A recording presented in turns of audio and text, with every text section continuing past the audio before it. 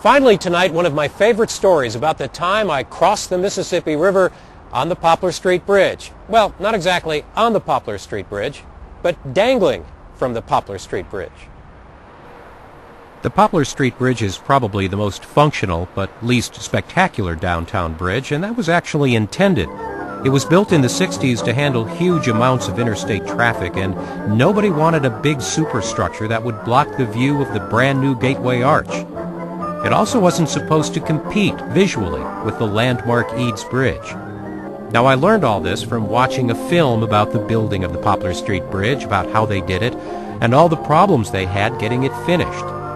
But it was a little part at the end that really piqued my interest. The Missouri Highway Department resident engineer on the job, happily and with understandable relief and pride, takes highway officials for a ride on a unique trolley the public will never see. Hanging under the bridge on a series of rails, the battery-powered car will be used in regular inspections of the bridge and for river soundings by the U.S. Coast. Watching this decades later, I figured if this thing were still there and running, I would try to get a ride. For me, it would be a once-in-a-lifetime experience.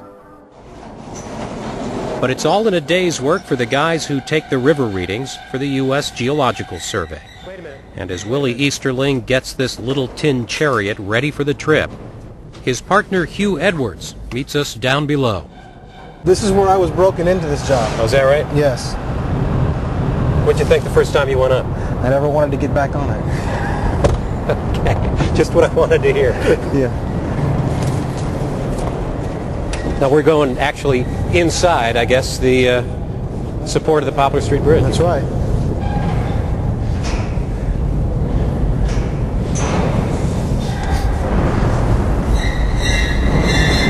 So that's the bridge up there, right? That's the bridge. Gee.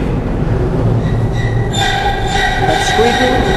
That's the expansion joint I was telling you about. Is this the throttle here? Is that... That's exactly what that is. Okay. This is a brake. When it's in this position, it's locked. The car won't run anywhere. You have to actually pull it forward this way, and there's a switch here, and we can actually tell it to run forward about. Right. And now this is actually then attached to this rail. That's correct. Under all of these.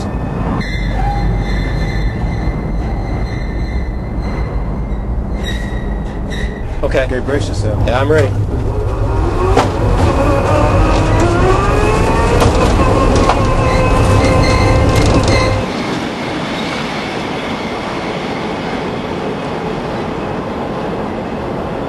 This little car was put in when the bridge was built so the highway people could inspect things from below. The tram could be moved to any one of several rails that run under the length of the bridge.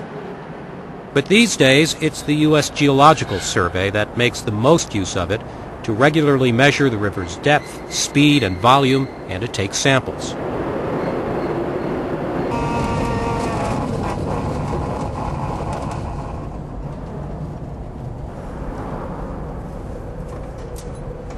When you're in the little car, you can only see upstream, so the first thing they do when they stop to take their readings is to lower a small video camera pointing downstream.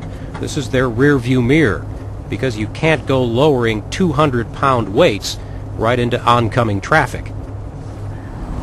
Well, do what we can here. We can try to change places. I guess you got to get along with whoever you're working with up here, don't you? Oh, you sure do. Sure do.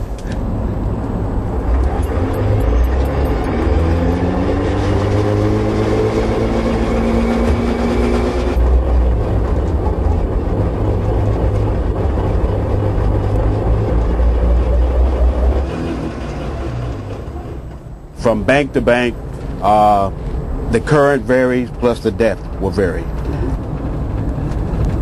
Every fifth time it turns around, it sends electrical impulse. And then you would mark those, and that gives you your current. They will take their readings at maybe 35 different spots from bank to bank. That means the crew will spend 2 or 3 hours in this little car.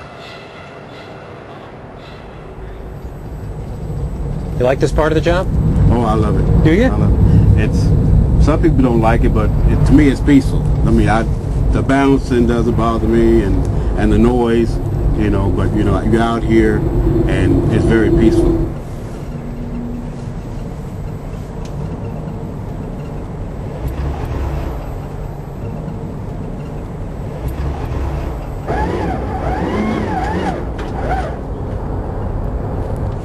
Brace yourself. Okay.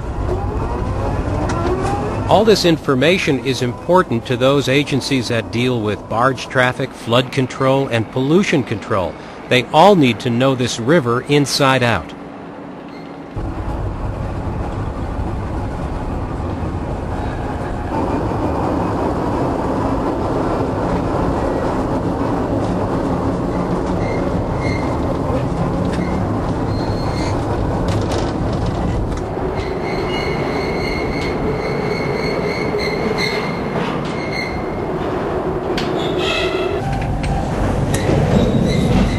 Well, thanks for the ride. Alrighty.